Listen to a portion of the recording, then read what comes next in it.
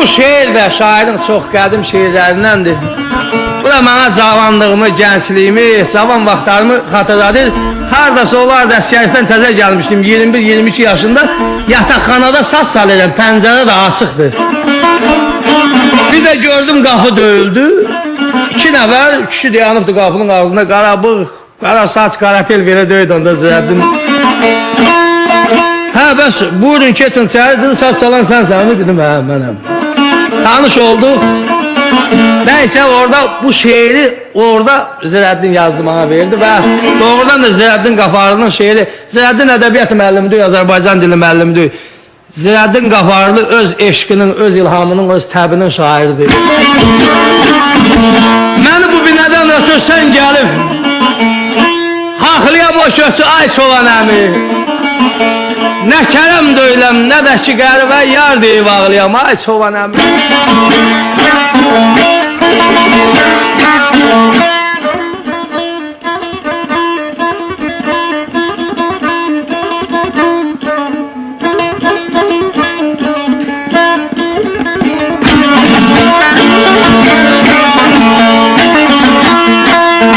Dedim elə geçmişəm buyurdun abala meyhanından çıxıb və gəlmişəm bir dərdinə o adından çıx, o adından çıx, o adından çıx.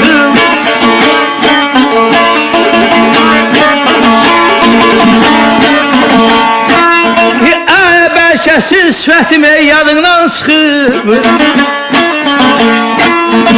bəlkəsiz sifətim yadından çıxıb, mən baxdı bağlayam, mən baxdı bağlayam, ay çobanım, ay çobanım, ay çobanım, ay çobanım. Getmişəm bu yurdun adından çıxıb, gəlmişəm min dərdin odundan çıxıb, bəlkəsiz sifətim yadından çıxıb, mən baxdı bağlayam ay çoban əmi.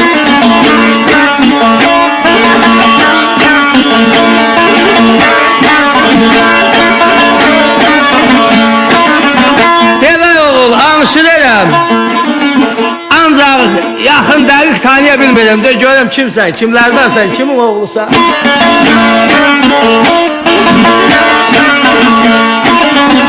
Dedim elə söz demək istədim, a dərdin eləmək dilimdə qaldı, aya çörək yapar erdim, əlimdə qaldı, ay əlimdə qaldı, ay əlimdə qaldı.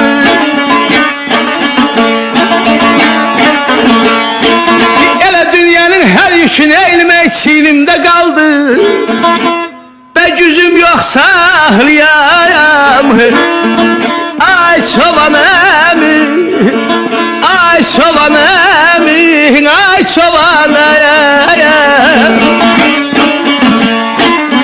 Söz demək istədim, dilimdə qaldı, çörək yapar erdim, əlimdə qaldı.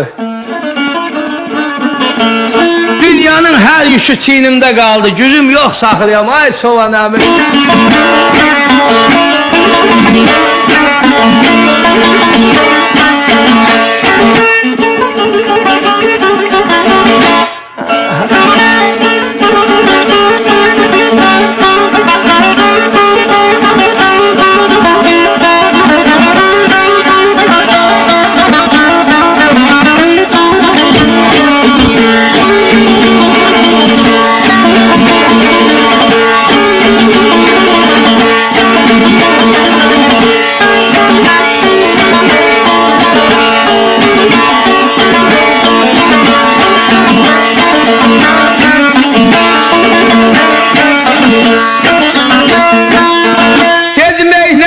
Bu sınığı neyləmək qəlbə dəymədi,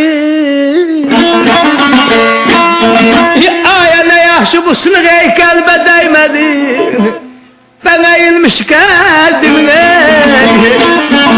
əyilmiş qədimi, birdən əymədin, ay birdən əymədin, ey birdən əymədin.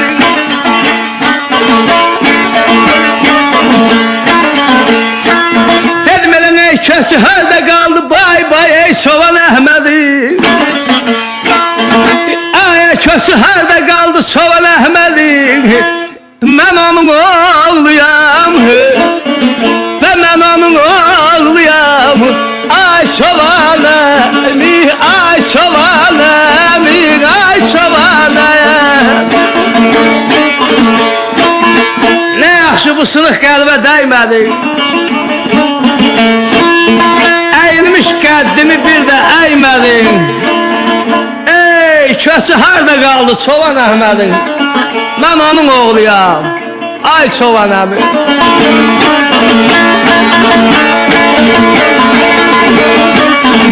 Ay Ziyəddin, Allah qəni rəhmət eləsin.